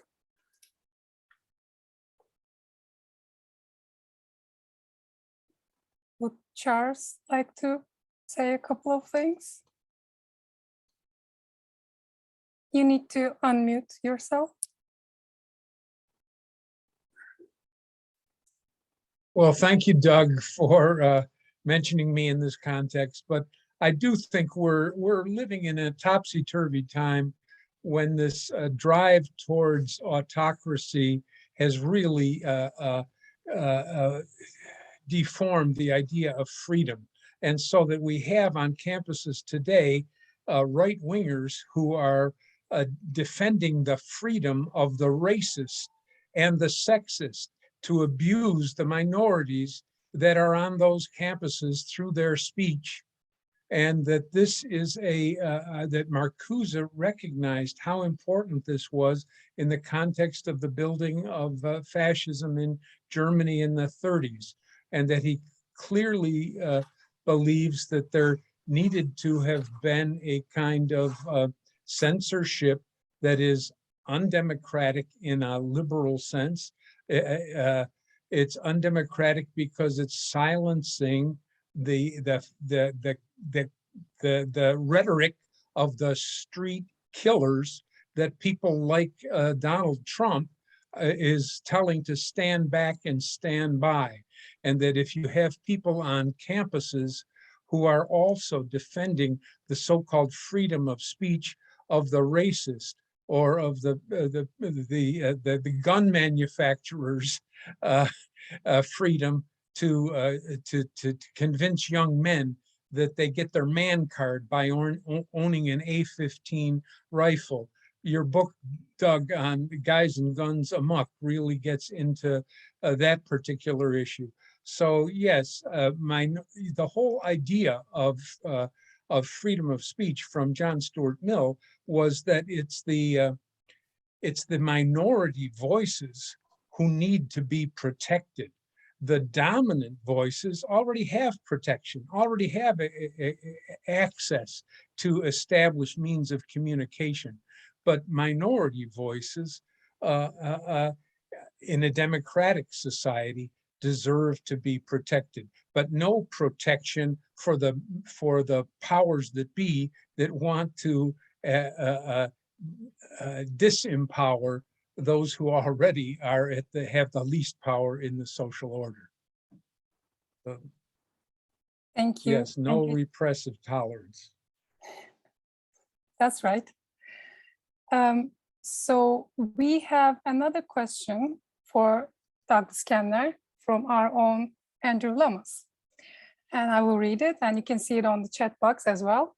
He says, in earlier sessions, Brendan Apsher, combining Foucault and Marcuse, spoke about a Marcusean biopolitics, and Charles Rates defended the promotion of a Marcusean radical humanism. In this session, Mark O'Brien addressed Eros and the development of progressive norms in the academy. In 1966, Marcuse ends in his political preface to the republished edition of Eros and Civilization in this way, quote, "Today, the fight for life, the fight for Eros, is the political fight," end of quote. What did that mean then, and what does it mean now for us in the struggles in the university and the broader world? Actually, I think the question was answered with the four, brilliant examples, of biopolitics, of the body, of eco-politics, of defending the environment, of issues like, war and peace.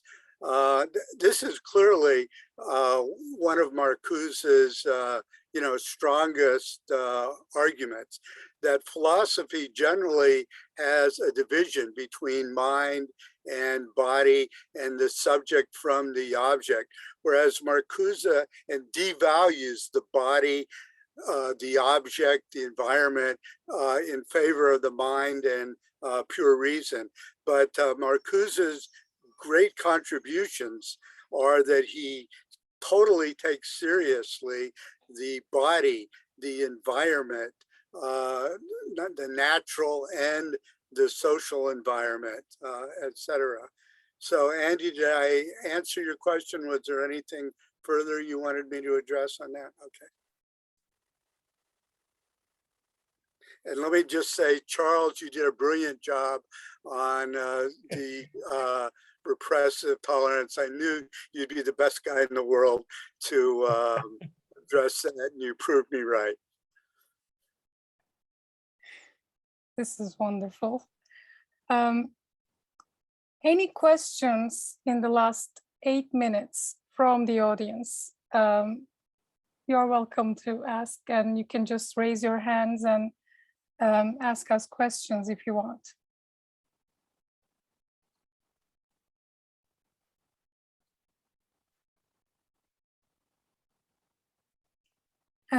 Brandon? Yes. You can unmute yourself, I think. Okay, there we go.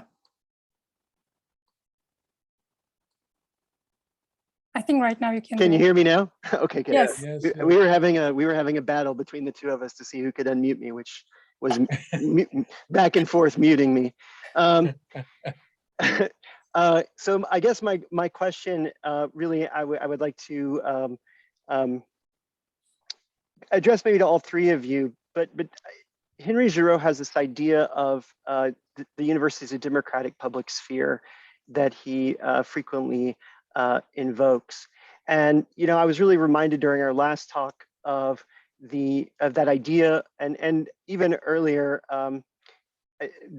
of this idea of a democratic public sphere, of the university as a democratic public sphere. I'm not sure to what extent that's always or ever been realized, but certainly it's an ideal that persists and a potentiality that persists within the university. And so I wonder if, particularly around this question of democratic backsliding, but also culture wars, proletarianization, how do each of these different processes, I guess, from a big picture point of view, ultimately serve to destroy or undermine this potentiality for the university to serve as a democratic public sphere? Well, I have to begin with a shout out to John Dewey, whose picture hung over our seminar rooms when I studied at Columbia University. That John Dewey's Democracy in Education is really the great defender of democracy, and that it's crucial education to the democratic process. So you absolutely have to have a democratic university to have democracy functional in a society. So in any one of those cases that you mentioned, if there are blockages or oppressions to democracy, that also came out in some of the other presentations, they should be resisted. Here, Marcuse's great refusal comes to the fore. So I'll stop on that point. Mina Hocam? I'm just going to follow up on that, and I think Nilgün Toker Hoca was mentioning this brilliantly in terms of maintaining your distance both from the state and the market, right? Sort of creating a space where you could actually sort of not subservient to any of these pressures, and it is very hard, sort of given the context now, sort of because we're dealing with a sort of a double pressure in countries like us, right? It's slightly, sort of the degree of precarity is even higher, right? The resources are more limited, obviously, sort of, and this whole autocratization process is much more visible. So it's not even, you don't need Foucault in the Turkish context, it's much more visible.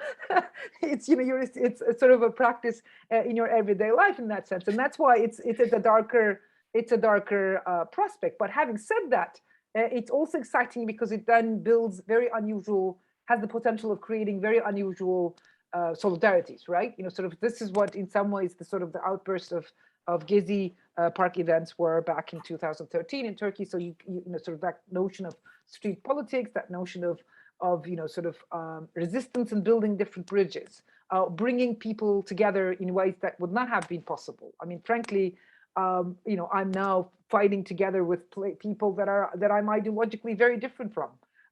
And that's beautiful. I like that. I like the fact that we're now all committed to maintaining this kind of democratic space in a university when all of this sort of both macro and micro level top-down strategies are at work. So yeah, it's got its huge potentiality, but it's also very difficult because you're dealing with in some ways a double precarity in some ways, and it's a very asymmetric process. And we have to let's be politically realistic here. We are dealing with a very huge asymmetric power asymmetry here, which is why we have to be very tactful, pragmatic, and also keep that kind of sort of resilience in the process until the next elections. That's my projection anyway.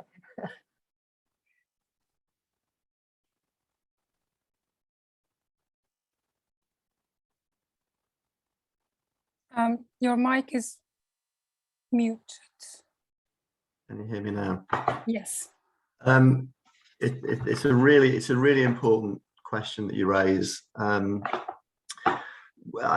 my presentation, I was talking a lot about academic quality and how that's assessed and decided. But linked to that also is the question of academic freedom.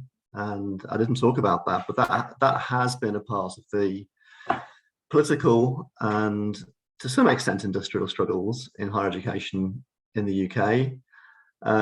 So around questions like, the right to publish where you think is best for your own outputs, as opposed to being told where you should publish for research metrics or research income or whatever, certainly comes up all the time. In my union, I represent people in cases, and this comes up all the time.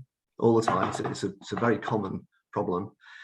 But in some senses, more concerningly, in terms of I think where you're coming from in your question about democratic spaces, that also is a part of our struggle, actually.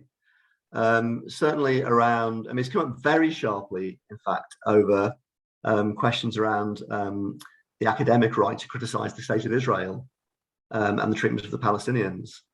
It's more difficult than it was to have an open, proper academic critical debate about the state of Israel without automatically coming under the suspicion of the cloud of suspicion of being anti-Semitic, which is hogwash.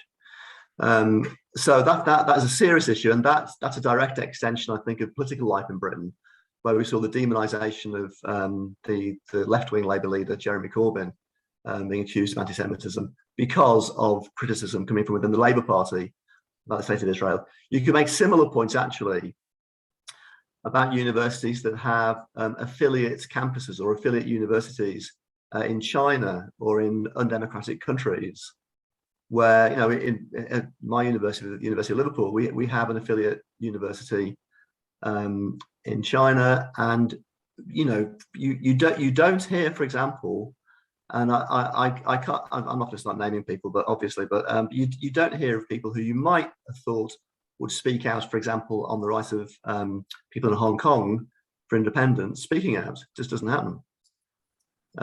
So there are serious issues there, which I think, where you would expect the university historically, certainly in the kind of post-Second World War era, you'd expect academics in public life to be speaking out and to be making strong statements.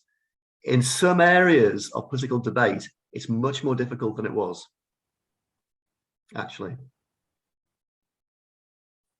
I think similar issues is relevant in the US context as well, in terms of the criticism of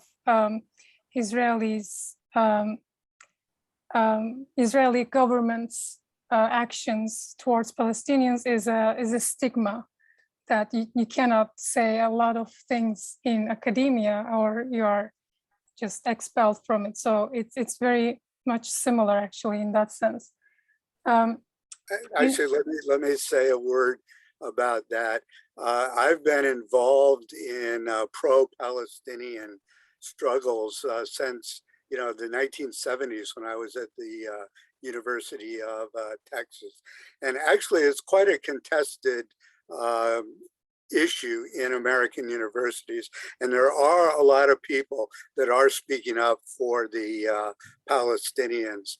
It's really the government that is the worst, problem. That politicians, are the least likely to speak up for Palestinian rights, whereas many academics, do take a principled position on this. Exactly. No, I didn't want to. Thank you so much for that. It's just like certain academics, when they speak up, they can be expelled from the universities, like Norman Finkelstein, Steven Salaita, to name a few. So yeah, but you are absolutely right about, like, they are being more vocal than many politicians. Yeah. That's for sure. So any other questions or comments that our participants would like to say?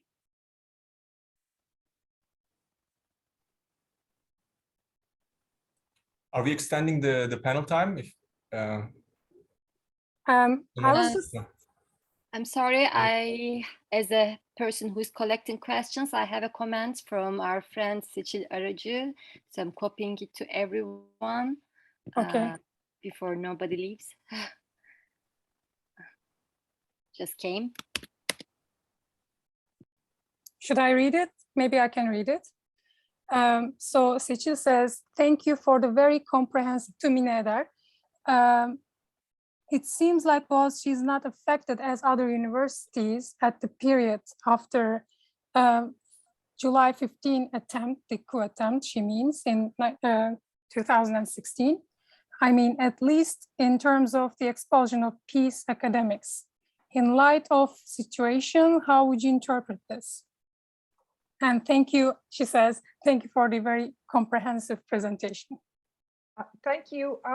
Well, I mean, this is again, Zeynep opened up the conversation, and I followed up. And Zeynep had mentioned this. That's why I didn't want to touch on this. But it was this is one of the very few universities where the rector protected the petition signers, because it was usually with the collaboration of the rectors, university rectors, that gave out the names so that they could be expelled.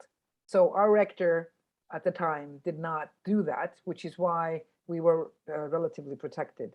And then the legal case went on, and we were acquitted from that case. But by that time, about 1,200 of our colleagues had actually been expelled. So in that sense, there has been some sort of an institutional insularity, if you will, that kept on going. And the argument was really, well, AKP children are also getting educated at the Boğaziçi University as well. So, there are lots of pro-Islamist students. Again, this is a pluralist place. Lots of students from all colors are coming.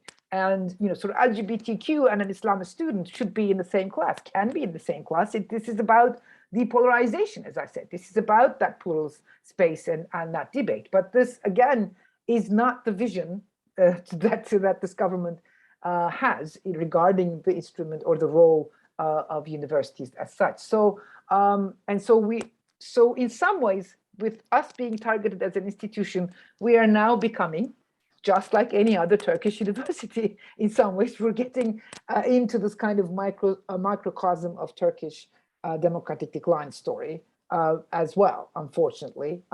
We did have that kind of relative insularity for a while after the coup attempt, but now we can't elect our rectors. We can't. Everything is top down, and there is now serious political packing as we speak, which makes it even harder to watch, frankly. But as I said, I don't want to end with this kind of sort of depressing tone. It's also very invigorating and builds solidarities in different ways. That's why we're here continuing to resist. And that's wonderful. Yeah, and we are in solidarity with you. Thank you. So if there are no further questions, let me just say that I'm so honored again to be with all of you for this 2-day conference, and I'm just over the moon. And it's been wonderful, and thank you so much for your time and attention and your questions, comments, your attendance, everything. But I should say one thing. So I opened the conference and I did the opening speech. And as the co-organizers of this conference, I would like to give the last word to my co-organizer, Dr. Emre Çetin-Gürer, so that we should be equal in everything. And yeah, I will just leave the floor to Çetin. And thank you so much. I can promise a beautiful closing as the opening that you have made. I'm just going to make some announcements. The first thing is that the recordings are going to be uploaded to the Boğaziçi Academia YouTube channel, so you can watch the recordings as well. The second announcement is about tomorrow. Tomorrow at 1 p.m. After the faculty vigil, there's going to be a face-to-face forum Unfortunately, it's not going to be hybrid. It's not going to be broadcast on Zoom. But if you're in Istanbul, you're more than welcome. And the other thing is it's going to be in Turkish and no translation. But even though you don't know Turkish, but if you're in Istanbul, there is several reasons to join in. One of them is Can Candan's exhibition of the visual photography. There's going to be an amazing exhibition, and lunch boxes will be provided. So hopefully those who are in Istanbul can join us tomorrow at 1 p.m. The forum will be the end of the conference, but the collaboration between Marcuse Society and Boğaziçi University hopefully will not be the end. Marcuse Society already expressed interest in supporting the continuation of this conference, and we really appreciate it. I just want to end with a thank you to Marcuse Society and the host departments of Boğaziçi University and everyone who joined to this conference. Thank you. Thank you so much. Thank you. Thank you. Thank you, Mark. Thank you. Thank you, Mine Hocam. Thank you, Douglas. I'm still star-struck